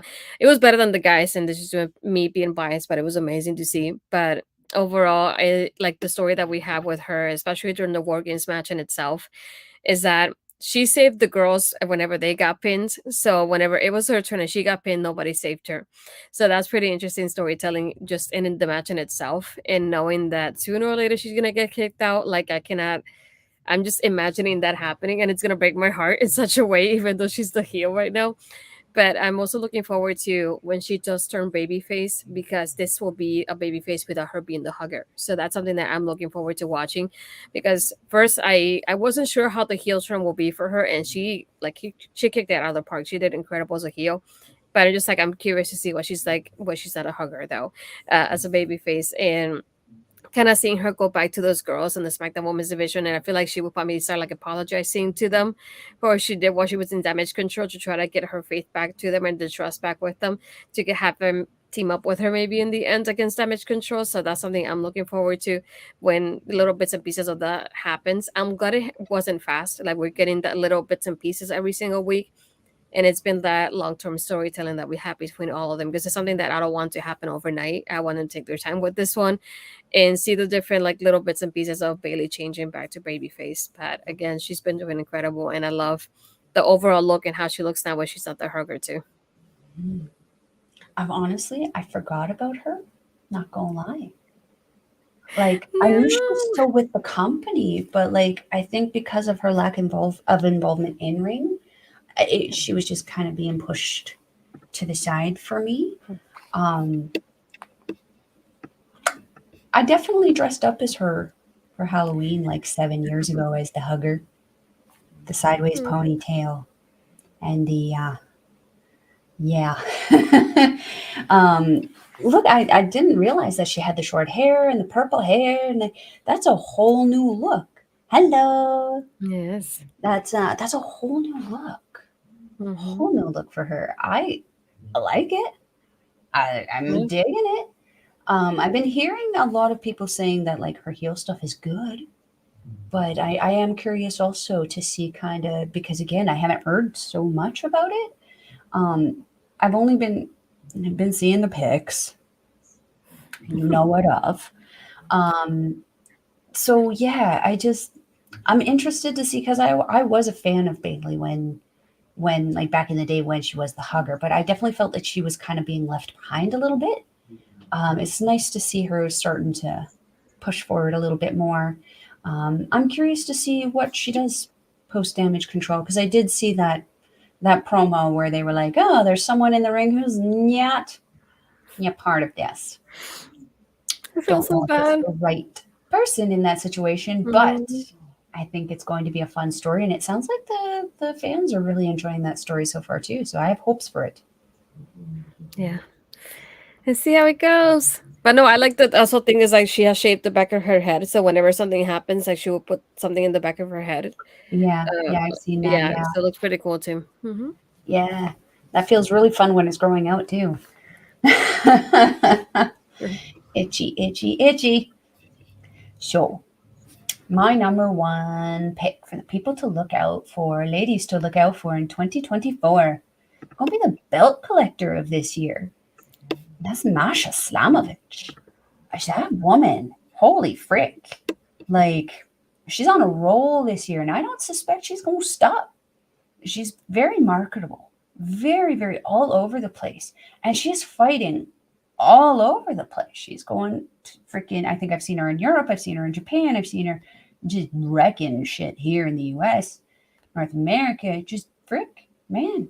I absolutely love it. She's had one hell of a year, and I've seen her a number of times here now, coming for top talent, defending. She was the top talent champion for a bit, facing, I believe it was Ava Lawless for the longest time. I don't know who she lost it to. Can't remember.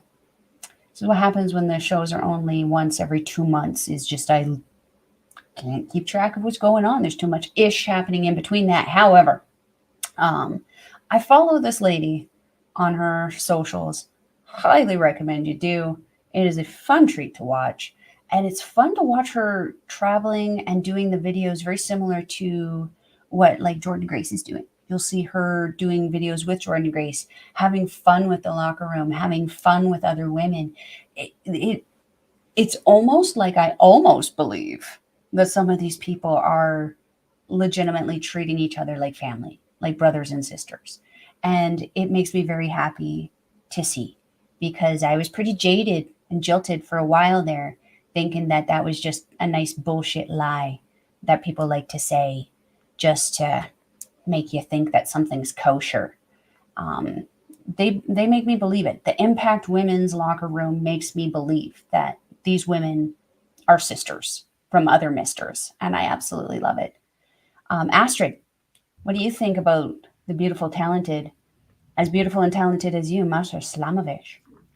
Even Barry said it. Mash was a great wrestler. I can't think of many better. And yeah, like you said, I keep thinking like I keep seeing her everywhere, but in a good way. Like I don't mind Mhm. that. But it's not like she took so many indie bookings, and it's nice to see her like in so many different companies here and there. Aside from doing everything in Impact that she's doing, and even in Impact, she had great matches. Everything was incredible that she's done. I do like the part that she has to do her promos in English. When they do her promos, they have to always have the subtitles in there, but it's always interesting. I mean, her and Killer Kelly have been doing great as a tag team in the point of like people think of that, and obviously you know where their thoughts go when they see the tag team together. But like you said, she's one of those people that this year you saw her in so many places. It was hard not to see her anywhere at this point. But Mhm. yeah, she's definitely one of those that I cannot even name all the company that she's been in because I know I'm gonna forget a lot of them. Oh, But yeah, so she's many. been doing so much this year, and it's incredible to see her grow in such a way that everybody wants to Mm. have her in their company and to have her be a champion in so many companies as well. And that's why, like you said, like calling her like a belt collector, like so very accurate. We have to say that for sure. But yeah, she's been doing great. So and it's like I can even like think of like the next year is going to be something similar to in that aspect as well. Mhm. Mhm. Yeah, 100%. I think she's only gonna get better and better and better. There Oh, we go. don't play me. Masha beat Ava, and then she lost it back to Ava. There you go. I had a feeling it was There, Ava, but I wasn't sure. there you go. I figured it was Yeah. Ava. I knew she faced Harland Hay Abbott somewhere in there. Mhm. But Mhm. yeah, now Effie is our long reigning champion. Got a fatal four way coming up though. Don't know if he'll be able to contend with some of the people he's facing. Mhm. We'll have to wait and find out. And I didn't My get to friend, see it, who's but your now number I'm one? seeing it. I'm seeing this now, so I wanted to I shout it out. But Ophelia, thank you for subscribing with your Prime to the Twitch. Appreciate it. I didn't get to see it because I'm here setting up for the rave when we finish. So thank you so much. Um, Love my you. number one. I hope Ed is still in the chat because I feel like he's gonna love this one. But oh shoot, I don't have the graphic here. Let me see if I can find the graphic a little bit later on. But um, I'm this scared. one. No, not a bad graphic. It's just I call it the Ed graphic. I don't know if I'll be able to find that on time. But to introduce her, I'll say she has been great to put it like that as a rookie because she has been one of the few people that has been starting up from scratch in wrestling. So something that I never expected this to happen with her, and I feel like I love to see her on a weekly basis. I'm glad that she became champion this year, even though her reign wasn't my favorite. That's a different story. Um, let me see. Oh, that he was talking of being here. Barry says talking of Oh yeah. Impact. Kylie King is another great wrestler who deserves more recognition. Oh yeah, for sure. Mhm. She's another one like Masha in that aspect that she was everywhere, and I really love to see that too. Oh, Um, but no, with this one, I love how she was able to take her character, and you see her growing on a weekly basis there as well. So I love seeing that from her, and she has been growing not only with her character but wrestling as well. Um, hoping that okay, this thing doesn't go through, but here we go. I got it on time. Hopefully for Ed. If not, Ed can watch it later if it'll come up. Let's see. Maybe not. Where is it? Okay, here we go. So this is for Ed. I'm waiting for it to process so I can play it for him before I put her picture. So this is All for I have Ed. to say now is it's Tiffy time. All I have to say. So here we go. My number one is none other than Tiffany Stratton. So I definitely had to put the graphic up and well I could because it doesn't happen often. Yeah, it was nice to see her become champion, seeing her grow as a wrestler every single week. And she looks great as another thing as well with her look. She reminds me a lot of Charlotte Flair, and obviously for obvious reasons. She's one of those that I could see her being like the next Charlotte Flair in that sort of aspect and taking over the division when she does go to the main roster. Um, See her matches with Becky Lynch, woof, incredible. I maybe like to think more of her, and now she's part of the Iron Survivor. I hope she does get a great highlight during the match in itself because we haven't seen much from her after losing the championship. That's the only downfall of it. But I feel like she had a great year because she was able to grow in her character, her wrestling, gain that experience. And to go in a promo with Becky Lynch, and it's like I think it's just that back and forth was just incredible to see. And once she like name dropped her in the promo, I went, "Woof, we're getting this." I cannot even imagine how it's gonna be. And I feel like she definitely learned a lot in that experience with Becky. So if you haven't checked out her matches, check out her matches with Becky Lynch. Definitely a great way to see her highlighted. Yeah, and can I say I love her gear? She looks incredible as it is as well. I know you don't watch NXT, but I don't know if you have seen any clips of her doing her stuff with Becky, or even after her becoming champion as well. So I actually I saw a lot of her clips before she debuted, like the vignettes and stuff that were being aired of her doing the tennis practice and my daddy is getting me this. And I was immediately as a woman how I was supposed to be in that situation. Like, Yeah. seriously, this is a Britney Spears 20s, like early 2000s, like hee, look at me, daddy's girl. And she played it so well, though. You had to respect how well she was able to play it. But to see how she's gone from that, and like, admittedly, when I first saw her in the ring, she was very sloppy. So I immediately kind of lost some hope. But a few months later, I'm like still hearing about her, and I'm like, okay, let's look. Let's see what's going on. Holy hot dang. It's like, why weren't you like that beforehand? Did they just pull you off the street for that first match and then trained you for a few months? That's kind of what it felt like. It was like they gave her to us prematurely. Mhm. But that being said, though, giving someone to us prematurely gives us this opportunity to watch them grow and gain all that knowledge and experience and stuff like that. So that's a supremely good thing also. And I like that they didn't pull her and that they let her develop naturally on screen week after week. And like I remember hearing you talking quite positively about her, which made me feel good because I'm like, if Astrid likes her, that means she's actually got talent. Doesn't just mean that she's a pretty face or something, that she's actually got Mhm. something worth looking at. And to hear the promos and the clips of the promos that she'd been cutting and putting out there, and then to see the antagonism that she was giving the other women in the locker room, having the tantrums, the character work and development was just top notch. Um, you're right, though. WWE doesn't seem to do that thing where they like have you be the champion for a really long time and then you drop it and you disappear. Um, to be fair, though, I mean, it sounds like NXT is kind of swamped with some talent over there. Lots of women wanting an opportunity at that championship. I suspect that we'll either see her moving up or re-challenging again. What do you think for her? Like, do you think that they'll give her another title run at NXT, or do you think they'll bump her up to main roster? That one I'm torn about because she's part of the Iron Survivor, so obviously in storyline wise, she does have a chance right now to get a championship match. Mhm. I don't know if I see her getting another one. I don't know how I feel about her and Lyra because Lyra's not definitely one of my favorites. Tiffany, on the other hand, has grown on me. Like you said, going from that blondie, like, oh, daddy's rich, I'm daddy's girl kind of character to now being like a Barbie like character. And even like you can see the transformation from looking at those vignettes before to looking at her promos now, and the way she talks and the way she addresses herself and everything looks like overall she has a good overall package.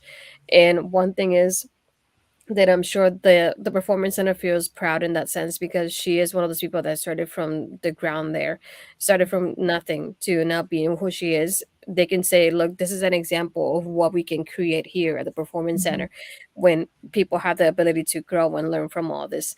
So she's definitely one of those examples, like, you see her growing and you're like, dang, this is really worth it to see them growing from One of from those what she good was to not examples. know anything. Yeah, good examples for Because if sure. you want to bring another example, we got Aaliyah. And, Yeah. and I don't even watch the Yeah. product, and I know that that was not a good decision. Why you fire Emma before you fire that? Anyway, we're not going to get into that. Yeah, very good choice. No, And Barry's but absolutely right. yeah, Very great annoying yeah, character. Yeah, I love how she like the way she does it. It's incredible to think about. And even Barry saying it, Ariana Grace, another that's got great potential, got real potential, and some generally good basic in ring ability. Yeah, I feel like Ariana, she's not afraid to like make a fool out of herself. If you think about it that way, if she gets to be that comedy Okay. kind of person at first to like grow, she's Santino Morella's daughter, so you definitely see Okay. like she's Okay. not afraid.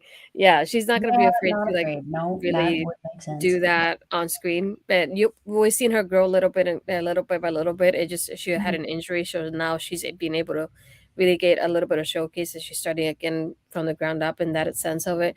But yeah, that's another one that's a great one to look out for next year as well, because she's been growing little by little, growing on all of us with her gimmick of her being the pageant queen kind of thing. So it's been nice to see her like she's not afraid to like look terrible and in front of her and give us that comedy kind of time just to Ah, get that attention from us there. one of those girls. Okay. Micah is just Yeah. like that. That's why I like Micah, and I think she'd do well over here. Yeah, there you go. Yeah, Rihanna's one of those like you can tell she even though she makes us laugh, but you see her, she's been growing with like her facial expressions is something that we always look like the way she does it.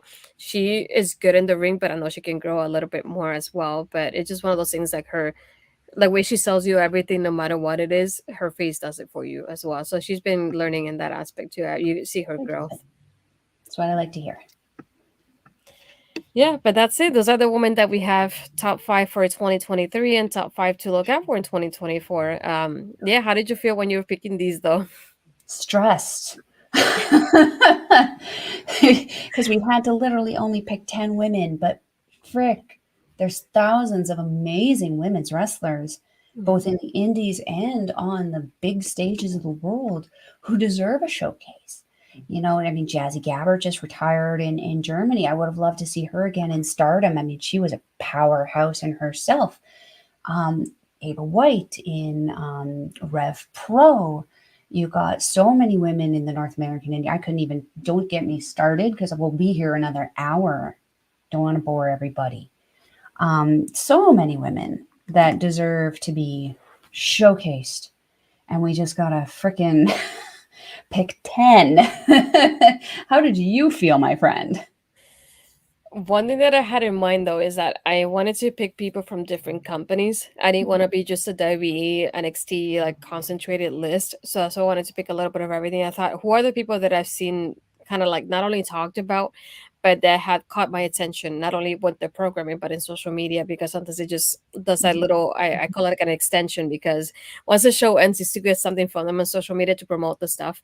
And some of them, like Athena, goes out of the way to really do that. And I love how she does it. Um, Look at who's here. It's Eric. Hello, Eric. Where's my shout out? I'm waiting. No, okay. I'm the important Um, one. yeah, it's only you. It's okay. Like Athena, one thing that I have been in like really laughing and enjoying is that whenever she has an opponent, like let's say she goes against Mercedes Martinez, she would take a picture or like the graphic from it and make like a little thing of like they change her mouth and they start singing something else. Oh, I don't even know how to describe it. And she starts singing something else that she wants to do with her voices, and she does the voice for itself. And like the little love things it. like that that you can like she does that it catches your attention in social media and it gives you that extension of the programming that you get to see from them. So that kind of thing from her. And if you haven't even checked it out, the clips from her and then the MIT training and Billy and Lexi, incredible together. That's why I said it's gonna be bittersweet when they're not together anymore. Because I love how they have their moment. They have a good balance for me of like not only having comedy, but when it's serious, it's actually serious. So I like that. It was like she has those moments like when she goes at it, she goes at it. She even did a promo on Eddie because Eddie said something about like Ring of Honor champions, and Athena just like did like a little promo for towards him on social media, and I was like, holy crap, woman, that was incredible. But it's one of those like I said, I would like to see her more in AW to like really do that cross promotion in there. But again, like I said, she's been that foundation for Ring of Honor this and she's becoming champion. So it's nice to see that as well. But yeah, overall it was just hard to pick only five people, like you said. But I kept thinking who are people that have seen very often that have caught my attention this year, and who are people that have caught my attention this year, but I feel like it wasn't enough and I want more from them next year. That was like my thought process going through it. And I was thinking of the one for the top five for this year. I had moments that I was like, shoot. I want to pick this one, but this one feel like I did a little bit better. So I had that little battle with it myself. But like I said, at least for mine, both of the top fives are not like who did better than who. It was just a matter of like which one do I want to pick first out of Hmm. all of them. But I had no particular order for mine at least. But no, it was like a nice adventure to like think back of the year. I'm like, what did I see from these latest this year that I wanted to like yeah, discuss in the show. So that's another thing to it. But I feel like it was a good experience to like think about like this whole year because it Hmm. feels like it's been such a long year, but so short at the same time. Yeah, it's a It's lot. been a dragger, that's for sure. I mean, the beginning part of the year felt like it went pretty quickly, and the last part of it has just been like, get on with it. Yeah, that basically summarizes it. And I'm glad that we were able to do this too. I missed doing the show with you here live and be able to talk about this stuff. I know we missed the PWI, so hopefully for the next one we'll still discuss it, even though it's been a little bit now at this point. We also have another discussion that we want to talk about women in media. Hopefully we get to do that before the year's over. Hmm. But other than that is nice to be able to think of us like what do we talk about at this point? But I'm glad you came up with this idea of having the top five. I was thinking, well, Mel, why do you have to make it so difficult for me?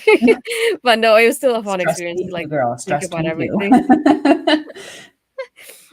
But after that, I'm like, this is basically the end of the episode. But Mel, where can the people find you?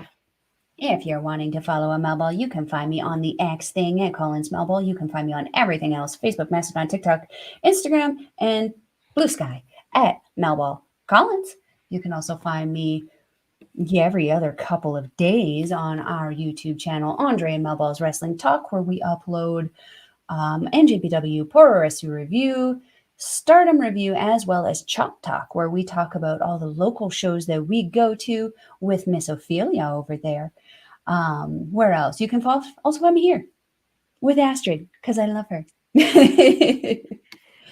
That's pretty Um, much it for now. let me see if I don't forget anything. First of all, if you didn't know, I'm a WB Shop affiliate. So if you can scan the QR code or if you go on my social media, you can find the link as well. Just to give everybody a heads up, the price hasn't changed for you. It's just a matter if you use my link, then I get a little bit of profit from that, whatever you decide to purchase on diabeshop.com. Meaning, obviously, the price hasn't changed for you, but it benefits me in the end. So just that heads up, that's the only difference when you use my link and my code. I think when you think about it that way. So when you do your shopping, just if you want, use my link. There's nothing different for you. So at the end, we both win to put it like that. You don't lose either. Um, Other than that, for those of you that are here already, if you haven't checked it out, if you go on my YouTube channel, my goal is to finish the year with 150 subscribers. I'm very close to that. So if you haven't subscribed yet, please do so. Or if tell a friend if you haven't yet. We do have, like I said, we have Ladies Fashion Showcase, so one of the podcasts that I do. We also have Taking Over that's there, my vlogs and any overall post shows. So yeah, if you haven't checked it out, please do and click on the bell so you get notified whenever we're live, whenever I do a new upload. And last but not least, the Mel ball has a nice shirt design right there to show off. Huh, Mel? Ah, I love it. If you haven't seen it, that's my Isn't new that pretty merch, and cool? that's with not mine. It's an animated version of me. Right. um, I had to. Um, for those of you that don't know, I have partnered with Morgan Arts. She did that shirt design that Mel was wearing, and for you wear. So if you haven't yet, you can go to their website and go on their personalities, and you'll see my shop. They do have the hoodies for that design and the shirt like Mel has it. I know you can pick it in black, white. I think grave's the other choice if I'm not mistaken. And that's the link. And if you haven't yet, that's the QR code as well for that. So check it out if you haven't. Very happy about that design. I wanted to have merch that looks like me, and Mel gave me the idea. So Mel had the foundation for this design. So thank you, Mel.